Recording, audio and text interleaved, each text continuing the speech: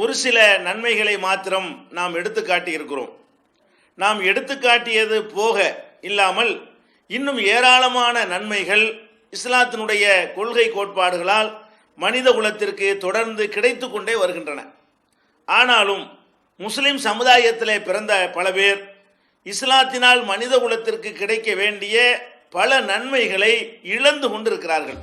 காரணம், நன்மைகளை வழங்கக்கூடிய நேரத்தில் அதை வாங்கக்கூடிய பாத்திரம் சரியானதாக இருக்க வேண்டும். நம்ம ஓட்ட பாத்திரத்தில் போய் பாலை வாங்கினோம்னு சொன்னால் பால் வெளியே போயிடும்.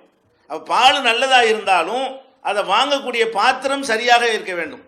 அல்லது பாத்திரத்தை மூடி வைத்து கொண்டு நம்ம பாலை வாங்கினோம்னு சொன்னால் பால் உள்ளே போகாது, வெளியே போயிடும். அப்போ நம்ம இந்த இஸ்லாத்தில் இருந்து கொண்டே என்ன செய்கிறோம், இந்த நன்மைகள் இறைவனுடைய மார்க்கத்தினால் நமக்கு கிடைக்கக்கூடிய நன்மைகள் எல்லாம் நமக்கு கிடைக்காத வகையில் பல தடைகளை நமக்கு நாமே போட்டு வைத்திருக்கிறோம். அந்த தடைகளை நம்ம எப்போ தகர்த்து எறிகிறோமோ அப்போதுதான் இஸ்லாம் வழங்குகிற நன்மையை முழுமையாக நாம் அடைந்து கொள்ள முடியும்.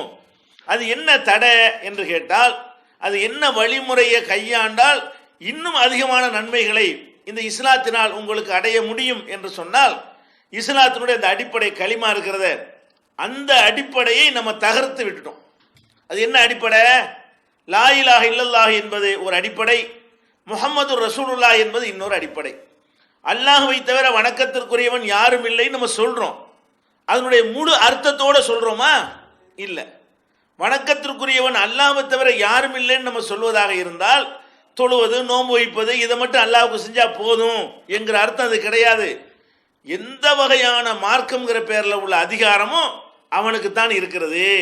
சட்டம் போடுற அதிகாரம், ஹராமாக்குற அதிகாரம், கட்டளை இடுகிற அதிகாரம், செய்யி என்று சொல்லக்கூடிய அதிகாரம், செய்யாதென்று சொல்லக்கூடிய அதிகாரம் எல்லாமே அவனுக்கு தான் இருக்கிறது. அவன் எங்களுடைய எஜமானனாக இருக்கிற காரணத்தினால் அவனுடைய எல்லா அதிகாரத்துக்கும் நாங்கள் கட்டுப்படுவோம். இவ்வளோ அர்த்தம் அந்த லா இலாஹ இல்லல்லாஹ் என்பதற்குள்ள அடங்கி இருக்கிறது. அப்போ நம்ம என்ன பண்ணணும், எந்த ஒரு கட்டத்திலையும் இந்த மார்க்கத்தில் ஒன்றை உருவாக்குற அதிகாரத்தை அல்லாஹ்வை தவிர நீங்கள் யாருக்கும் கொடுத்துடக்கூடாது. அல்லாஹ் தான் ஒன்றை ஹராமாக்குவான், அல்லாஹ் தான் ஒன்றை ஹலாலாக்குவான், அல்லாஹ் தான் ஒன்றை கடமையாக்குவான். மற்ற யாருமே என்ன செய்ய முடியாது, இந்த மார்க்கத்தில் எதையும் கை வைக்க இயலாது அப்படிங்கிறது நம்ம தெளிவாக இருக்க வேண்டும். அடுத்ததாக முஹம்மது ரசூலுல்லாஹ் என்று நம்ம சொல்லுகிறோம். முகமது நபி அவர்கள் அல்லாஹ்வுடைய தூதர். தூதர்னா என்ன? ஒரு மனிதனுடைய தூதர், ஒரு நாட்டினுடைய தூதராக இருந்தால் அந்த நாட்டினுடைய கருத்தை அவர் மூலமாகத்தான் இன்னொரு நாடு அறிந்து கொள்கிறது. அதே போல அல்லாஹ்வுடைய தூதர் என்று நம்ம அவங்களை ஏற்றுக்கிட்டோம் என்று சொன்னால், அவங்க எதெல்லாம் நமக்கு சொன்னாங்களோ அவங்க கண்டுபிடிச்சு சொன்னது இல்லை, ஆராய்ச்சி பண்ணி அவங்க சொன்ன விஷயம் அல்ல, அல்ல அங்கே இங்கேயும் கேள்விப்பட்டு சொன்ன விஷயமும் கிடையாது, அல்ல புத்தகங்களை வாசித்து அறிந்து கொண்ட விஷயமும் கிடையாது. அவங்க என்னவெல்லாம் நமக்கு மார்க்கம் என்ற அடிப்படையில் சொன்னார்களோ அவை அனைத்துமே அல்லாஹ்வுடைய புறத்திலிருந்து அவர்களுக்கு கிடைத்து அதை நமக்கு வாங்கி தந்திருக்கிறார்கள். அதான் முஹம்மது ரசூலுல்லாஹ்வுக்கு அர்த்தம். அப்போ அவங்க அல்லாஹ்விடமிருந்து அவங்க தான் வாங்கி தருவார்களே தவிர வேற யாரும் வாங்கி தர முடியாது. அல்லாஹ்வுடைய கட்டளையை எது வழியாக தான் நீங்கள் அறிய முடியும்? அந்த இறுதி தூதராகிய நபிகள் நாயகம் ஸல்லல்லாஹு அலைஹி வஸல்லம் அவர்கள் வழியாக மாத்திரம்தான் அல்லாஹ் என்ன சொல்றான் என்பதை நீங்கள் அறிந்து கொள்ள முடியும். அப்போ இதை தெளிவாக இருக்கணும். அல்லாஹ்வுடைய ரசூலை தவிர வேற யாரும் அல்லாஹ்வுடைய செய்தியை நம்ம அறிந்து கொள்ள இயலாது. அப்போ அல்லாஹ்வுடைய ரசூல் எதையெல்லாம் மார்க்கம் என்று சொன்னார்களோ அது அப்படியே அல்லாஹ்வுடைய கட்டளையாக ஏற்று நம்ம செயல்படுத்தணும். இந்த ரெண்டு விஷயம் இருக்கிறது. அது அல்லாஹ்வை ஏற்றுக்கொள்வதிலையும் ரசூலை ஏற்றுக்கொள்வதிலையும் ரெண்டு அம்சம் அடங்கி இருக்கிறது. என்ன அம்சம்? அல்லாஹ் சொன்னதை கேட்பேன், வேற எவன் சொன்னாலும் கேட்க மாட்டேன். ரசூல் ஸல்லல்லாஹு அலைஹி வஸல்லம் சொன்னதை கேட்பேன், மார்க்கம் என்ற பெயரில் வேற யார் சொன்னாலும் கேட்க மாட்டேன். இந்த அடித்தளத்தில் இருந்தால் மட்டும்தான் இஸ்லாம் மனித குலத்துக்கு வழங்கின நன்மையை அடைந்து கொள்ள முடியும். நபிகள் நாயகம் ஸல்லல்லாஹு அலைஹி வஸல்லம் அவர்கள் கூட நமக்கு கடைசியாக எச்சரிக்கை செய்யும் பொழுது என்ன சொன்னார்கள்? ஈயாக்கும் முஹதஸாத்தில் உமூர், எனக்கு பிறகு எதெல்லாம் உண்டாக்கப்படுகிறதோ மார்க்கம் என்கிற பெயரில் அதை விட்டு உங்களை நான் எச்சரிக்கிறேன். இப்படி புதிதாக எனக்கு பிறகு உண்டாகுமையானால் அது கண்டிப்பாக அல்லாஹ்விடமிருந்து வந்திருக்காதுல்ல. இப்போ நபிகள் நாயகம் ஸல்லல்லாஹு அலைஹி வஸல்லம் அவங்கள்ட்ட இருந்து நமக்கு வந்திருந்தால் அது அல்லாஹ்விடமிருந்து வந்ததாக இருக்கும். நபிகள் நாயகம் ஸல்லல்லாஹு அலைஹி வஸல்லம் உடைய காலத்திற்கு பிறகு ஒரு விஷயத்தை நம்ம உண்டாக்கி இருந்தோமையானால், நம்முடைய முன்னோர்கள் உண்டாக்கி இருப்பார்களேயானால், நம்முடைய அறிஞர்கள் உண்டாக்கி இருப்பார்களேயானால், அது குர்ஆனிலே அது ஆதாரம் இல்லை என்று சொன்னால் நபிகள் நாயகம் ஸல்லல்லாஹு அலைஹி வஸல்லம் அவருடைய சொற்களிலோ செயல்களிலோ அங்கீகாரத்திலோ அதற்கு ஆதாரம் இல்லை என்று சொன்னால் அது பின்னாடி அவனா உண்டாக்கி இருக்கிறான். அதனுடைய ரிசல்ட் என்ன மார்க்கத்தில், அதனுடைய நிலை என்ன? குல்ல முஹ்தஸத்தின் பித்ஆ வ குல்ல பித்ஆத்தின் லலாலா. புதிதாக எதெல்லாம் மார்க்கம் உண்டாகிறதோ அது எல்லாமே அனாச்சாரம். எல்லா அனாச்சாரம் வழிகேடு.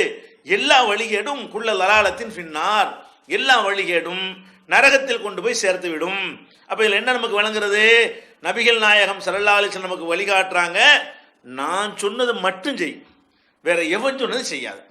ஏன்னா என்னையத்தான் அல்லாஹ் அவனுடைய செய்திகளை சொல்லித் தருவதற்கு உங்களுக்கு தூதர் அனுப்பி இருக்கிறான். ஒவ்வொருத்தரும் சொல்றதை நீங்க கேட்டீங்கன்னா அப்ப அவங்க அல்லாஹ்வுடைய தூதரா? அவங்களுக்கு அல்லாஹ் என்ன விரும்புறாங்கிறது அவங்க வழியா வருமா? அல்லாஹ்வே தன்னுடைய இறுதியாக இந்த மார்க்கத்தை கொடுத்து விட்டு கடைசி காலகட்டத்தில் அல்லாஹ் அருளிய ஒரு வசனத்தில் என்ன சொல்றான்? அல் யௌம அக்மல்து லக்கும் தீனக்கும், இன்று உங்கள் மார்க்கத்தை நான் முழுமையாக்கி விட்டேன் என்று. இன்றா 2009லயா? இன்றுண்டா என்று நபிகள் நாயகம் ஸல்லல்லாஹு அலைஹி வஸல்லம் இந்த உலகத்தில் வாழ்ந்தார்களே கடைசி கட்டம், அந்த கடைசி காலகட்டத்தில் அல்லாஹ் சொல்றான், அல் யௌம அக்மல்து லக்கும் தீனக்கும், உங்கள் மார்க்கத்தை நான் கம்ப்ளீட் பண்ணிட்டேன், முழுமைப்படுத்தி விட்டேன். அத்மம்து அலைக்கும் நிஅமதி, எனது அருட்கொடைகளை உங்களுக்கு நான் பரிபூர்ணமாக தந்து விட்டேன். ஒரு ரலீது லக்குமுல் இஸ்லாம தீனா, இந்த இஸ்லாம்ங்கிற வாழ்க்கை நெறியை உங்களுக்காக நான் பொருந்தி கொண்டேன். அப்ப அல்லாஹ் எதை பூர்த்தியாக்கி தந்தானோ அதுக்கு பேர் தான் இஸ்லாம். அதைத்தான் அல்லாஹ் பொருந்தி கொண்டான். அல்லாஹ் பொருந்தி கொண்டேன்னு சொன்ன பிறகு நீனா உன்னை உண்டாக்குனா அதுக்கு அட்வான்ஸா அல்லாஹ் பொருந்தி கொள்ள மாட்டான். அவன் எதையெல்லாம் தந்தானோ தந்துட்டு சொல்றான், இதைத்தான் நான் பொருந்திக்கிட்டேன். எதை பொருந்திக்கிட்டேன்?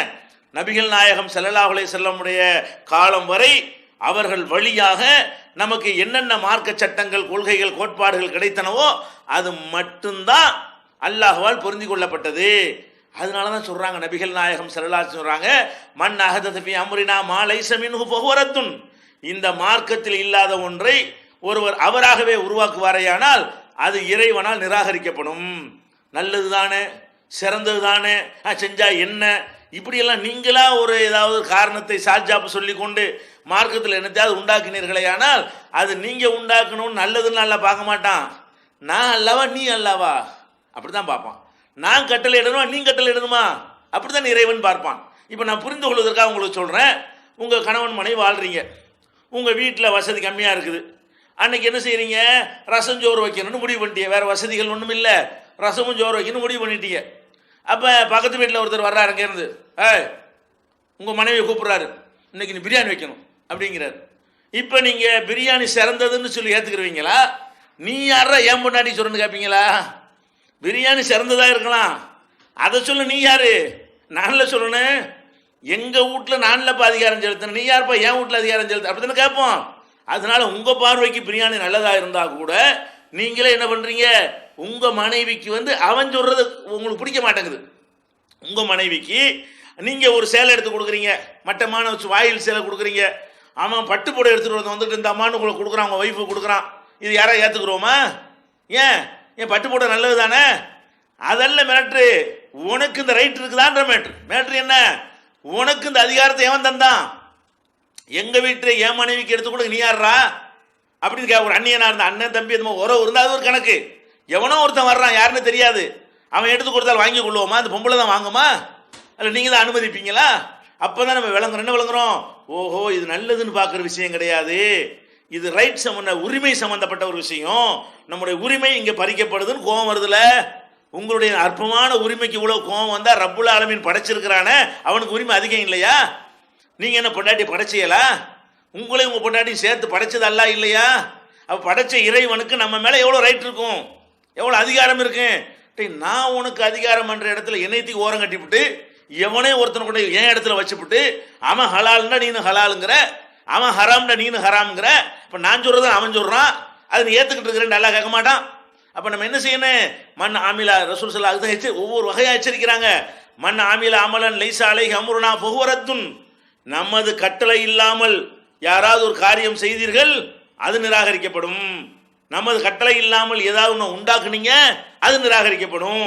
எனக்கு பிறகு உருவாக்கப்பட்ட அத்தனை அனாச்சாரங்கள் அத்தனையும் உங்களை வழிகேட்டில் சேர்க்கும், வழிகேட்டில் அத்தனையும் உங்களை நரகத்தில் கொண்டு சேர்த்துரும். இப்படி எல்லாம் நபிகள் நாயகம் ஸல்லல்லாஹு அலைஹி வஸல்லம் அவர்கள் கடுமையாக நமக்கு என்ன எச்சரிக்கை பண்றாங்க? நான் சொல்லாது நீ மார்க்கம்னு செஞ்சிடக்கூடாது, நான் என்ன சொன்னனோ அதுதான் மார்க்கம். இன்றைக்கு அது இருக்குதா? எதனால நீங்க இழந்துட்டீங்க? நிறைய நன்மைகள் நீங்க இழந்ததுக்கு காரணம் என்னன்னு கேட்டா, இந்த அடிப்படை உங்கள் உள்ளத்தில் ஆழமா, இந்த அடிப்படை புதுசா கண்டுபிடிச்சு நாங்க தௌஹீத் ஜமாத்துல சொல்ற அடிப்படையா? லா இலாஹ இல்லல்லாஹுல உள்ள விஷயம் தானே இது. முஹம்மது ரசூலுல்லாஹ்வுல உள்ளது தானே சொல்றோம். அல்லாஹ் தான் எஜமான், எஜமான் சொல்ற மட்டும் கேட்டு, முகமது ரசூல் அல்லாஹ்வுடைய தூதர்னா அவரை மட்டும் ஏத்துக்கிட்டு போ.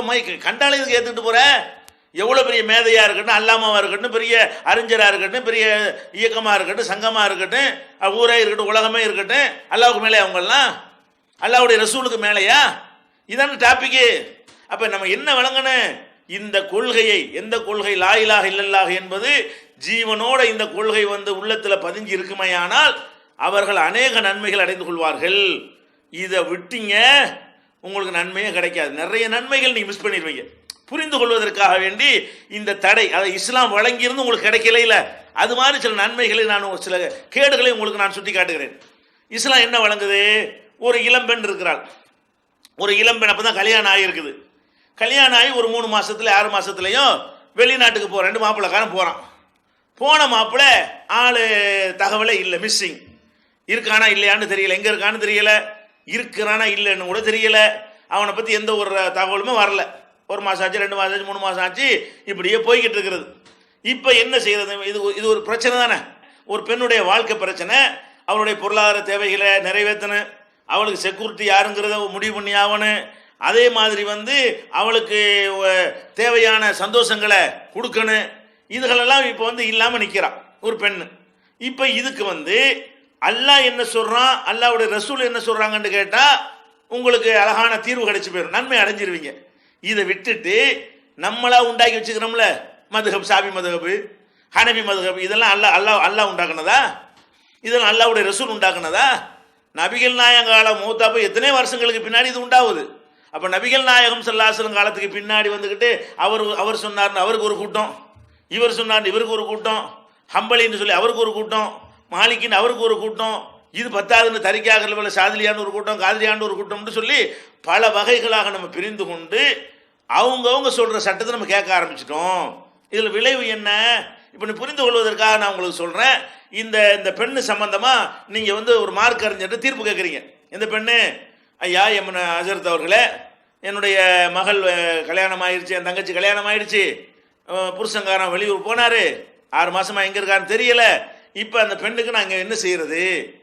அவங்களுக்கு ஒரு வாழ்க்கை கொடுக்கணும், அல்லது எவ்வளவு நாளைக்கு காத்துக்கிட்டு இருக்கிறது அப்படின்னு சொன்னா, இந்த மதுஹபுடைய கிதாபுகள்ல என்ன எழுதி வச்சுக்கிறாங்க? சில கிதாபுகள்ல, ஹனஃபி மதுஹபுல சில கிதாபுகள்ல ஒரு 120 வருஷம் வெயிட் பண்ணட்டும். யாரு? இந்த பெண்ணு கல்யாணம் பண்ணும்போது ஒரு 18 வயசு இருக்கு, ஒரு வருஷமாச்சு கல்யாணம் ஆகி 19 வயசு ஆயிடுச்சு, இன்னொரு 120னா 140 வயசு. அப்ப இந்த பெண்ணு என்ன செய்யணுமா?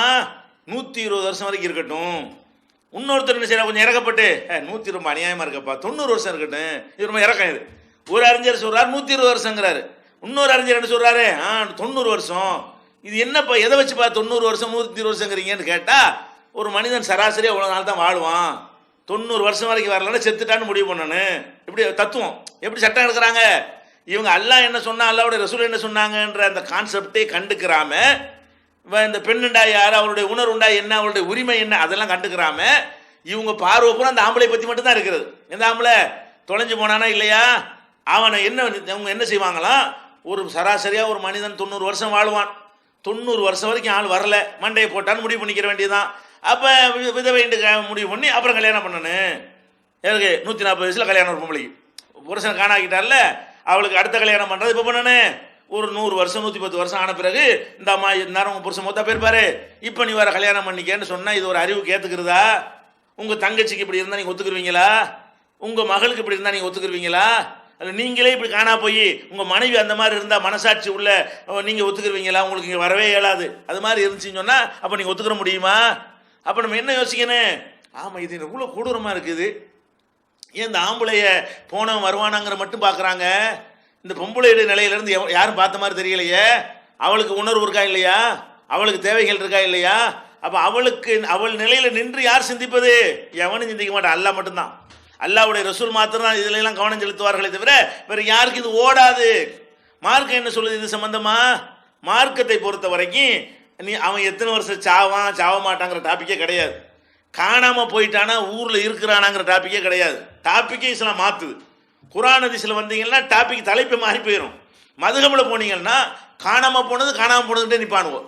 காணாம போன ஒரு ஆடு காணாம போன ஒரு மாட்டுக்கு பேசுற மாதிரியே பேசிட்டு இருப்பான். காணா போன ரூபா காணா போச்சுன்னா அதுக்கு அது மாதிரி தான் ஒரு மனுஷன் காணா போனாலும் அவங்களோட சிந்தனை போய்கொண்டே இருக்கும். இஸ்லாம் என்ன சொல்லுது? இஸ்லாம்னா குர்ஆன் என்ன சொல்லுது, ஹதீஸ் என்ன சொல்லுது? பெண்கள் ஆண்களை போலவே அவங்களுக்கு உரிமை இருக்கிறது.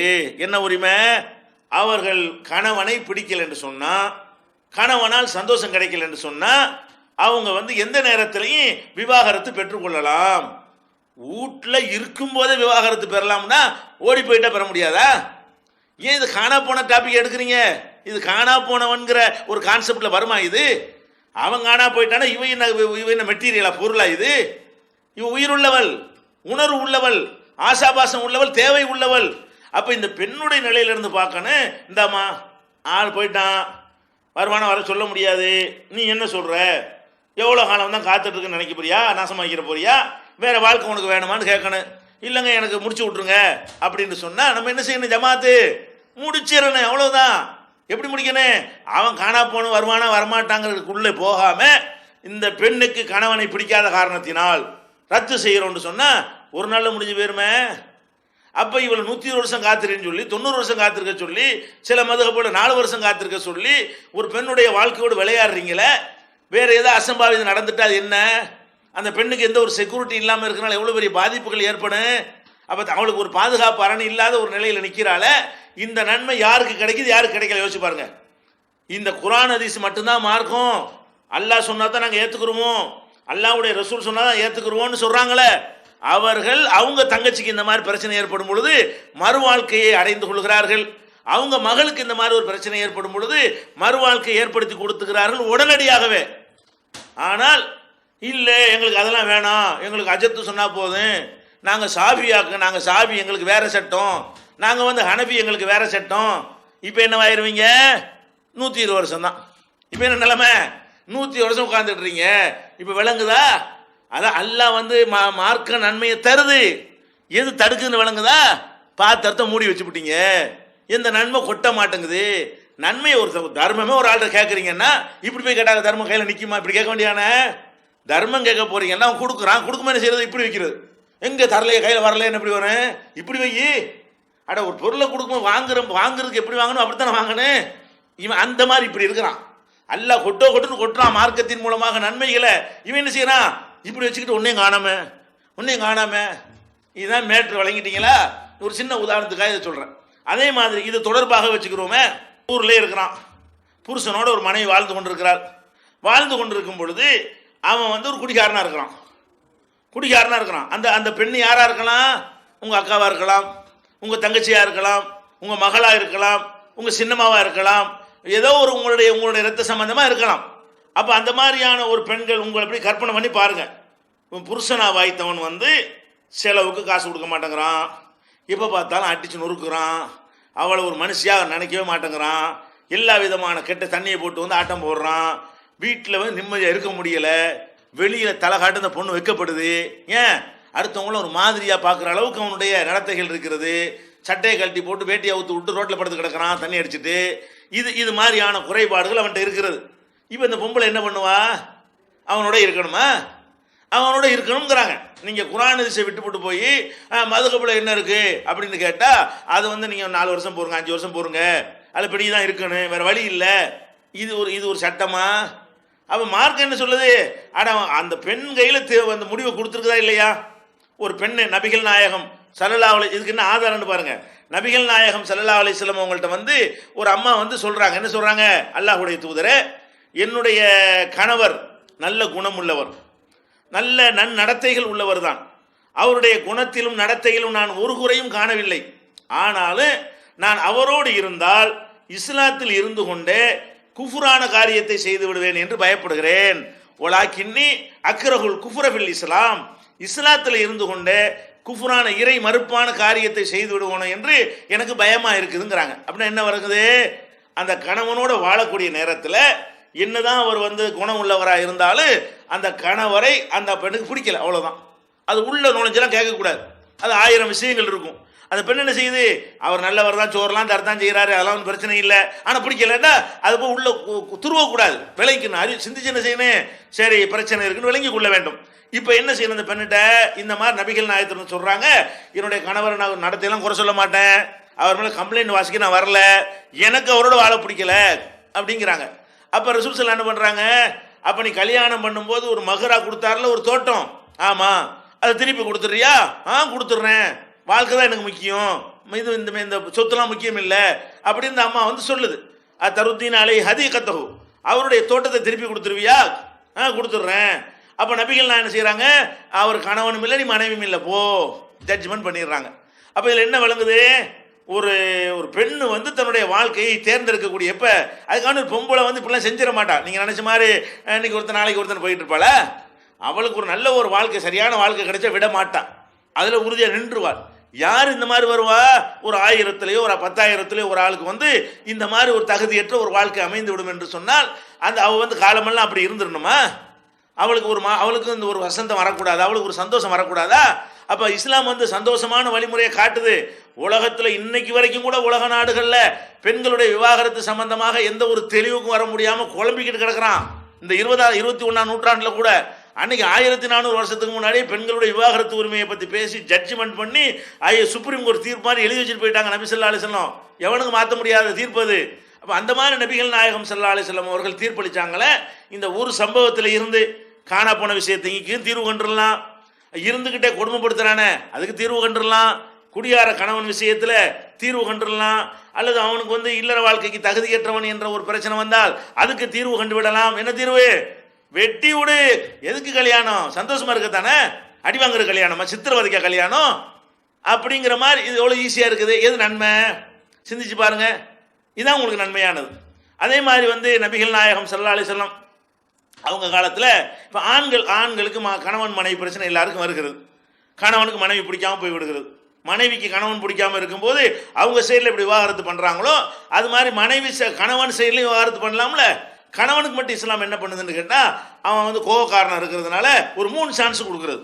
ஏன் அவசரத்தில் சொல்லிடுவான், பிறகு யோசிப்பான். பொம்பளை அவசரப்பட மாட்டான், எதுக்கு இழந்துறதுக்கு அவசரப்பட மாட்டான். வாயை முன்ன பின்ன பேசிட்டா கூட இது அதனுடைய பாதிப்பு என்ன, வாழ்க்கையில் நம்ம என்ன நிலைக்கு ஆளாகும், அதனுடைய சாதக பாதகம் என்னன்னு எல்லாத்தையும் யோசிச்சு ஒரு முடிவு எடுக்கிறதுனால அவள் கேட்டவனும் ஒரு தடவை முடிச்சு விட்டுற வேண்டியதான். மறுபடியும் சேர்ந்து கல்யாணம் பண்ணிக்கலாம், அது ஒரு விஷயம்.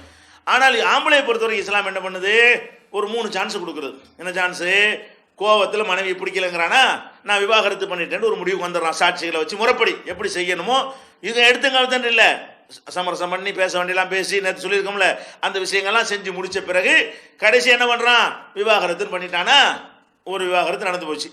இப்போ என்ன செய்யலாம், அவங்க அந்த ஒரு 3 மாதவிடாய் காலத்துக்குள்ள திரும்பி அவங்க சேர்ந்துக்கலாம், கல்யாணம் பண்ண தேவையில்லை. தலாக்கு சொல்லிட்டா கூட ஒரு தடவை தலாக் சொன்னதுனால இஸ்லாம் அவனுக்கு என்ன அவகாசம் கொடுக்குது, கோவத்தில் நான் சொல்லி தொலைச்சிருப்ப, நீ சேர்ந்துக்கடா, சேர்றதா சேர்ந்துக்க. எதுக்குள்ளே சேர்ந்துறனே, அந்த விவாகரத்துலேருந்து ஒரு 3 மாதவிடாய் காலத்துக்குள்ள நான் போய் சேர்ந்து கொள்ளலாம். முடிஞ்சு போச்சா, சரி 3 மாதவிடாய் காலம் முடிஞ்சு போச்சு, கணவன் மனைவி இல்லைன்னு ஆயிடுவாங்க.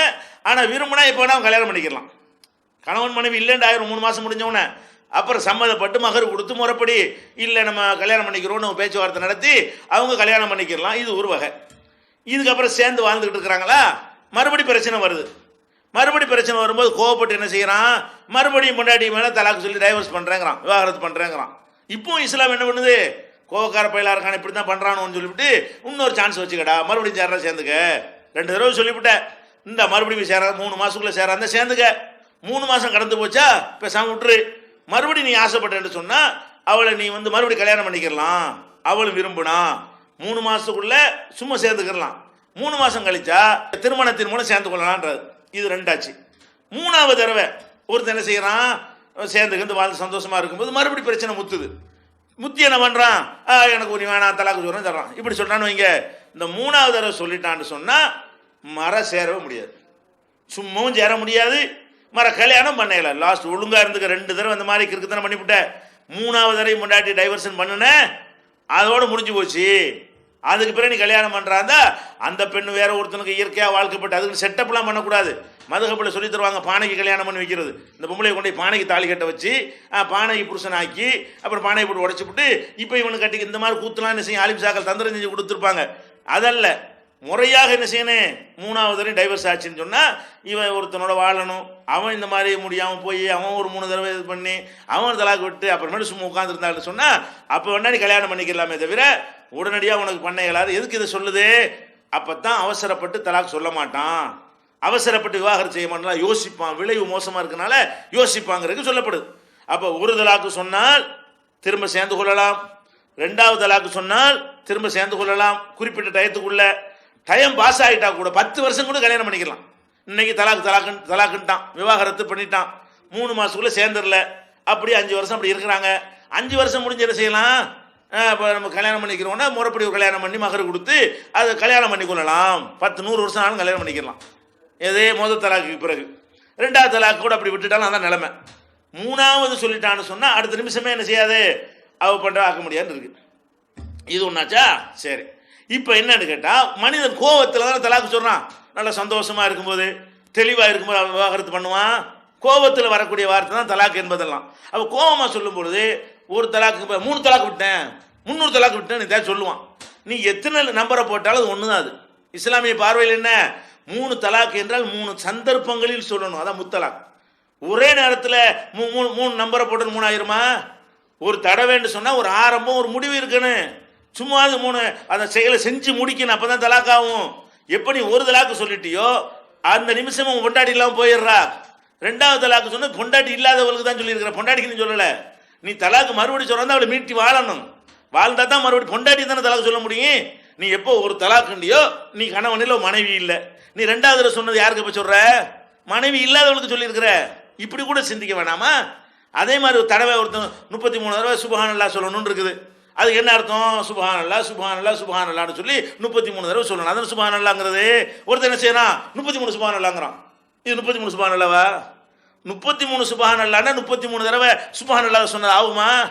அல்ஹம்துலில்லாஹ்னு 3 தடவை 3 சொல்லுன்னு சொல்றோம். ஒருத்தன் என்ன செய்யறான், 3 அல்ஹம்துலில்லாஹ். என்னடா 3 ஒரு அல்ஹம்துலில்லாஹ்னு சொல்லியிருக்கிற, 3 அல்ஹம்துலில்லாஹ் எப்படி சொல்லணும்? அல்ஹம்துலில்லாஹ் அல்ஹம்துலில்லாஹ் அல்ஹம்துலில்லாஹ்னு சொல்லணுமே தவிர அந்த நம்பர் மட்டும் போட்டால் 3 ஆயிருமா?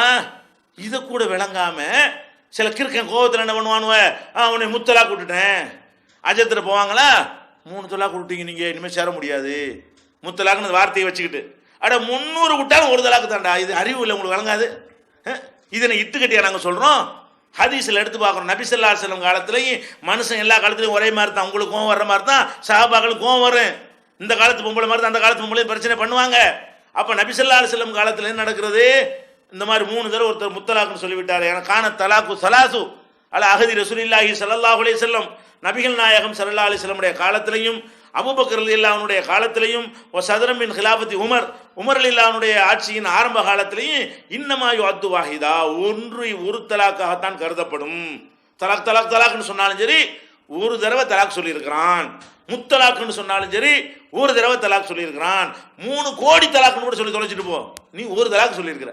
இப்போ என்ன நிலைமை, கோவத்தில் சொல்லிட்டாங்க. அஜர்த்து சிவார் முடியவே முடியாது, முத்தலாக்கு சொல்லிட்டீங்க. அந்த பொம்பளையும் வருத்தப்படுது, தெரியாதனமாக கோவம் உண்டாக்கிட்டோமே, இவன் வருத்தப்படுறான் தெரியாதனமாக பண்ணிட்டோமேண்டு. அப்போ பிரச்சனையானோன்னு என்ன செய்கிறாங்க, ஆஹா சேரக்கூடாது மார்க்கத்தில் ஹராமாயிருமோன்னு பயப்படுறாங்க. மார்க்க பையன் இருக்கிறதுனால பயந்துக்கிட்டு தான் ஒன்று, இல்லாட்டி சும்மா கூட்டிகிட்டு போயிருப்பாங்க. அல்லாவுக்கு பயந்து தான் ஃபத்வா கேட்டு வர்றாங்க. நீ என்ன பண்ணனு, குரானை பார்த்து ஹதீஸை பார்த்து ஃபத்வா கொடுத்துருந்தீங்கன்னு சொன்னால் அவங்களுக்கு ஒரு நல்ல ஒரு வாழ்க்கை உன்னால் கொடுத்துருக்க முடியும். நீ என்ன பண்ணுற, எவனோ ஒரு 100 வருஷம் முந்தைய இருந்த கிதாப் அரபியில் வாட்சி வச்சுட்டு முத்தலாக்கு 3 ஆயிடுச்சுமா, நீ முடிஞ்சு போச்சு, நீங்கள் சேர முடியாது அப்படின்னு சொல்லி ஃபத்வா கொடுத்துறீங்க. இது நன்மையாக கெட்ட, எது நன்மை? இப்போ குரான் ஹதீஸில் அவங்க வந்தாங்கன்னு வைங்க, அழகான தீர்ப்பு. எப்படி சொல்லுவோம், முத்தலாக்கு தான் ஒரு தடவை தானே சொன்னேன், ஒரே டைம்லான சொன்னேன், நீ எத்தனை நம்பர் போட்டேங்கிற முக்கியம் இல்லடா, நீ ஒன்று தானே சொல்லியிருக்கிற. ஒரு தலாக்கு சொன்ன பிறகு எப்படி சேர்ந்து கொள்ளலாமோ அதே மாதிரி முத்தலாக்குங்கிற வார்த்தையை சொன்னாலும் சேர்ந்துக்க. முடிஞ்ச டாபிக். எது நல்லது நினைக்கிறீங்க? இந்த நன்மை யார் இழக்கிறா? இன்றைக்கு நாங்கள் அனுபவத்தில் பார்க்கிறோம். சில அஜர்த்துமார்களுடைய குடும்பத்தில் அவங்க தங்கச்சி அவங்க மகளுக்கு இப்படி பஞ்சாயத்து வந்தவுடனே இங்கே வர்றாங்க, தௌஹீத் ஜமாத் அனுப்பி வைக்கிறாங்க. எதுக்கு? அவங்க தான் ஃபத்வா தருவாங்க. உன் தங்கச்சினை மட்டும் எங்கள்கிட்ட ஃபத்வாவா?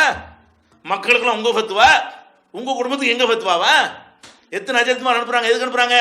அவ தங்கச்சி மாப்பிள்ளை வந்து முத்தலாக்கு சொல்லிட்டாராம்.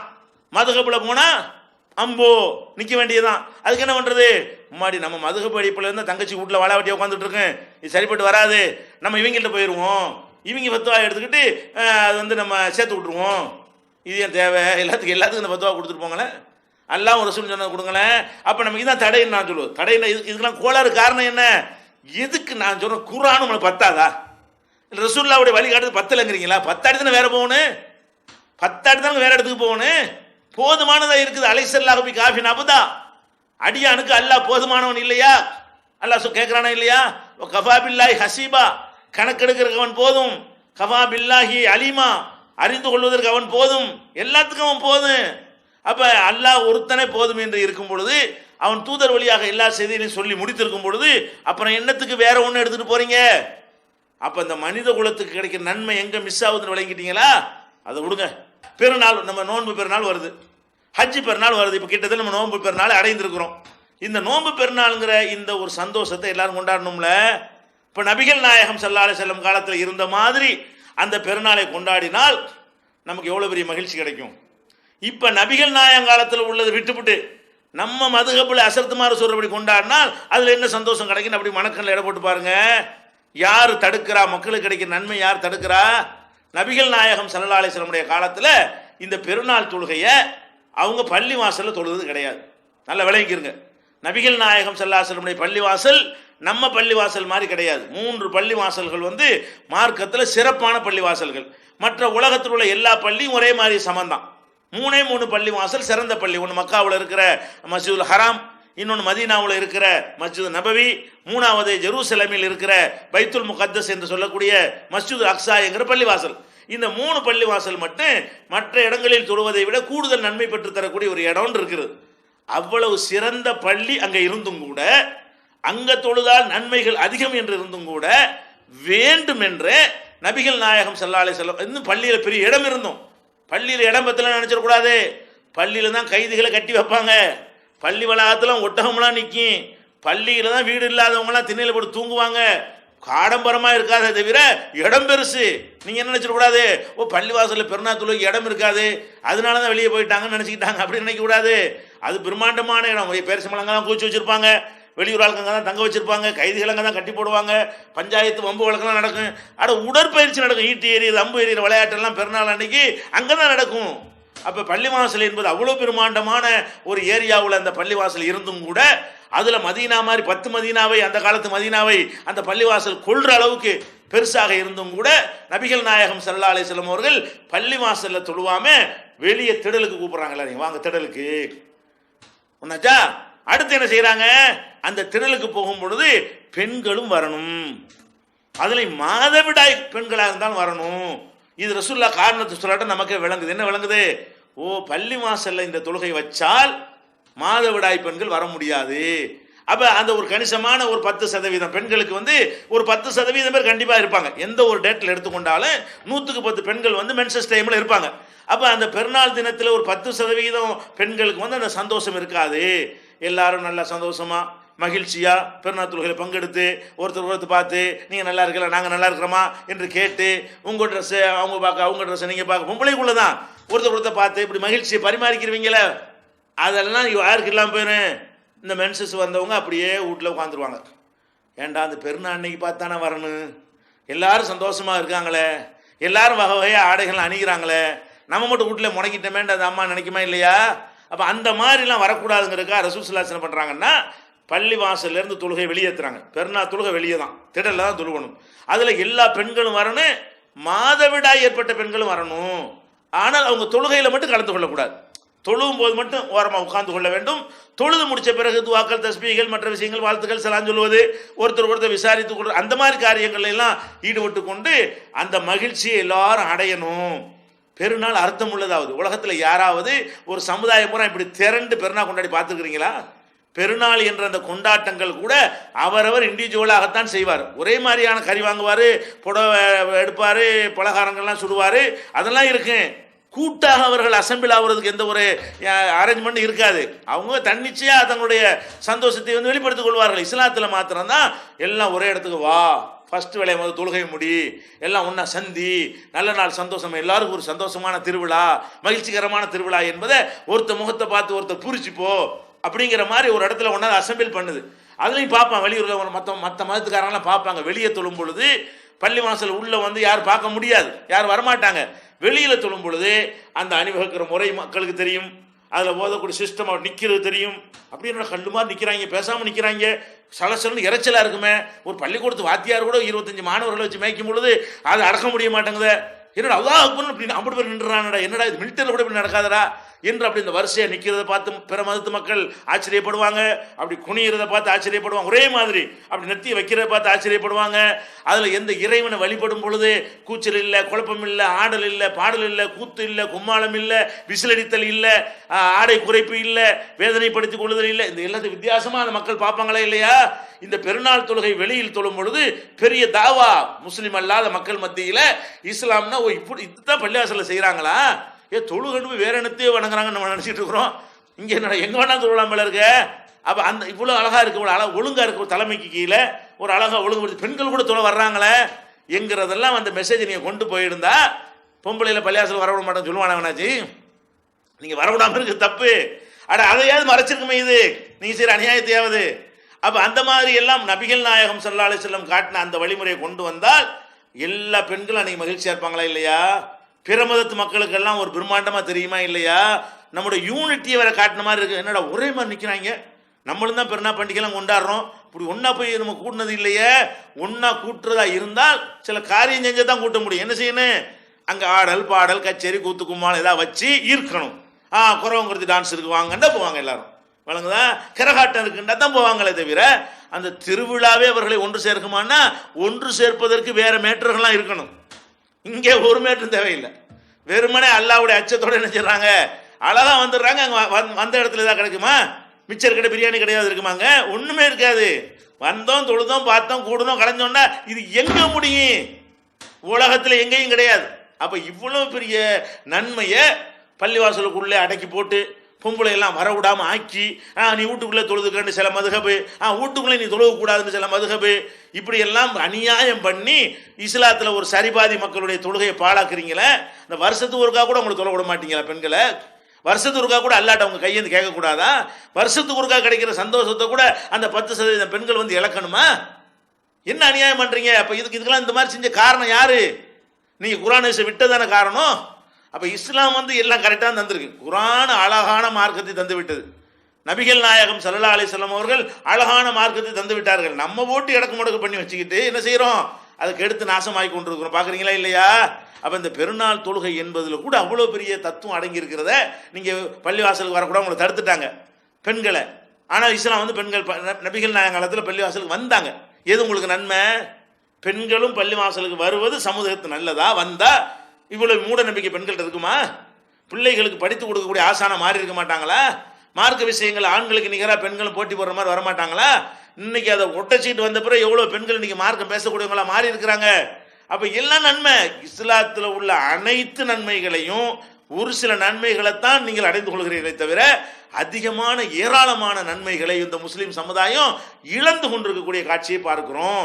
அப்போ முழுமையான ஒரு மகிழ்ச்சி உங்களுக்கு கிடைக்க வேண்டும் என்று சொன்னால், முழுமையான ஒரு நன்மைகள் இஸ்லாத்தினால் கிடைக்கிற அவ்வளவு நன்மையும் உங்களுக்கு கிடைக்க வேண்டும் என்று சொன்னால், உங்கள் குடும்பத்தில் என்ன பிரச்சனை வந்தாலும் சரி நமக்கு நன்மையான ஒரு தீர்வை நோக்கி போகணும்னு நீ ஆசைப்பட்டால் என்ன செய்யணும்? குர்ஆன் ஹதீஸ் மட்டும்தான் மார்க்கம். தௌஹீத் ஜமாத் அதுக்கு தான் உண்டாக்கப்பட்டுச்சு. தேர்தலில் போட்டியிடுறதுக்கு உண்டாக்கப்படலை, பணம் சம்பாதிக்கிறதுக்கு உண்டாக்கப்படலை, சில தனிநபர்களுக்கு புகழ் பாடுவதற்கு உண்டாக்கப்படலை. வேற எதுக்கு பண்ணியிருக்குது? முழுக்க முழுக்க இந்த சமுதாயத்தை ஒரு பேசிக்கில் கொண்டாந்து நிப்பாட்டுது. பிரச்சாரத்தில் எதை எடுத்தாலும் எதை பற்றி பேசுவோம்? முழுக்க முழுக்க பேசி குர்ஆன் ஹதீஸ். குர்ஆன் ஹதீஸ்னா அல்லாஹ்வுடைய ரசூல் சொன்னது, குர்ஆன்னா அல்லாஹ் சொன்னது. அப்போ அல்லாஹ் சொன்னது ரசூல் சொன்னது, வேற எவன் சொன்னது தேவையில்லை. அதில் உண்டாக்குன காரணத்தினால தான் குர்ஆனில் உள்ள எல்லாத்தையும் இந்த ஜமாத் செயல்படுது. அனாதை விடுதி நடத்துகிற ஒரு ஜமாத்தாக இருக்கிறது. முதியோர் இவ்வளவையும் செய்கிறாங்களான்னு பாருங்கள். பெரிய பெரிய இயக்கங்கள்லாம் இருக்கிறாங்களே, இதில் 1-2 மணி நேரம் செய்வாங்க. கிட்டத்தட்ட 100க்கு மேற்பட்ட மர்கஸ்கள் பள்ளிவாசல்களில் குர்ஆன் அடிப்படையில் தொழுகை நடக்கிறது. ஒருமிக்கப்பட்டு ஒன்று திரட்டி தாவா பிரச்சாரம் நடக்கிறது, துண்டு பிரசனம் போடப்படுகிறது, தெருமுனை கூட்டம், மாநாடுகள், இப்படியெல்லாம் தாவா டிவி மூலமாக மக்களுக்கு பிரச்சாரம், இணையதளம் மூலமாக மக்களுக்கு தாவா பணிகள், அநாத நிலையங்கள், முதியோர் இல்லங்கள், முஸ்லிம் அல்லாத மக்களுக்கு இஸ்லாத்தை சொல்லக்கூடிய பயிற்சி மையங்கள், ஆண்களுக்கும் பெண்களுக்கும் ஆலிம்களை உருவாக்கக்கூடிய சென்டர்கள், மார்க்கத்தை அறிந்து கொள்வதற்காக 3 பத்திரிகைகள், ஏராளமான நூல்கள், குறுந்தகடுகள், கம்மியான அற்பமான விலையில குறுந்தகடுகள் என்று எல்லாத்துலேயும் சுனாமியானாலும், புயலானாலும், மழையானாலும், அடக்குமுறையானாலும், ஒடுக்குமுறையானாலும், சமுதாயத்துக்கு பாதிப்புனாலும் எல்லாத்தையும் கொதிச்சு போய் நிற்கிற ஒரு உத்வேகத்தை அவ்வளோ மக்களும் பெற்றதுக்கு என்ன காரணங்கிறீங்க? குர்ஆன் ஹதீஸ் மட்டும் நினைச்சு பாரு. அப்படி ஒன்றுபட்டு ஒற்றுமைக்கு நிறைய பேர் ஆசைப்படுறீங்கல்ல, இந்த ஒன்றை செய்யுங்கள. இது எங்க வீட்டு குர்ஆனா அல்ல உங்க வீட்டு குர்ஆனா? அல்லாஹ்வுடைய குர்ஆன் தானே. ஏன் அதில் ஒன்றுபடுவாங்களே? நம்ம எல்லாருமா சேர்ந்து குர்ஆனில் ஒன்றுபடுவோம், நம்ம எல்லாருமா சேர்ந்து அந்த ரசூல் ஸல்லல்லாஹு அலைஹி வஸல்லமுடைய தலைமையில் ஒன்றுபடுவோம் என்று தீர்மானம் செய்தால், இப்போ நான் சொன்ன நன்மையெல்லாம் ஒன்றுமே இல்லை. இதை விட 1000 மடங்கு நன்மைகளை நீங்கள் ஒவ்வொரு வினாடி நேரத்தில் அனுபவிப்பீர்கள். அப்படி அனுபவிக்கக்கூடிய நன்மக்களாக அல்லாஹ் ரப்புல் ஆலமீன் நம் அனைவரையும் ஆக்கி அருள் புரிவானாக. அன்பிற்குரிய சகோதரர்களே, இந்த 30 நாட்களும் குர்ஆன் ஹதீஸ் அடிப்படையில் இஸ்லாத்தினால் மனித குலத்திற்கு வழங்கிய நன்மைகளை நாம் சொன்னோம். இப்படி சொல்லுகிற நேரத்தில் நம்மை மனிதன் என்ற முறையில் நம்மை அறியாமல் சில வார்த்தைகள் முன்பின்னாக வந்து யாராவது புண்பட்டிருப்பார்களே ஆனால், மனவேதனைப்பட்டிருப்பார்களே ஆனால், அது மாதிரியான ஒரு காரியத்திற்காக நாங்கள் வருத்தத்தை தெரிவித்துக் கொள்கிறோம். எங்களுக்காக நீங்கள் துஆ செய்ய வேண்டும். இந்த சத்திய பணி தொடர்ந்து நடப்பதற்காக உங்களுடைய முழுமையான ஆதரவை, ஒத்துழைப்பை நல்க வேண்டும் என்று கூறி நிறைவு செய்கிறோம். இந்த நிகழ்ச்சியில் உரையாற்றக்கூடியவர்கள், தௌஹீத் ஜமாத்தில் போய் ஊர் ஊராக போய் பிரச்சாரம் பண்ணக்கூடியவர்கள் எல்லாம் இதில் எந்த ஆதாயமும் அதையும் சொல்லி போடுறோம். ஏன்னா டிவியில் வந்து பேசுறதுக்கு ஒரு நாளைக்கு எவ்வளோ ரூபா வாங்குவாரெல்லாம் பேசியிருக்காங்க. அதுக்கெல்லாம் கிடையாது, இந்த ஜமாத்தில் கிடையாது. எந்த ப்ரோக்ராம் நடத்தினாலும் சரி, அதெல்லாம் ஜமாத்திலிருந்து போட்டு நடத்துவார்கள். லாபம் வந்தாலும் ஜமாத்துடைய பணிக்கு வைத்துக் கொள்வார்கள்.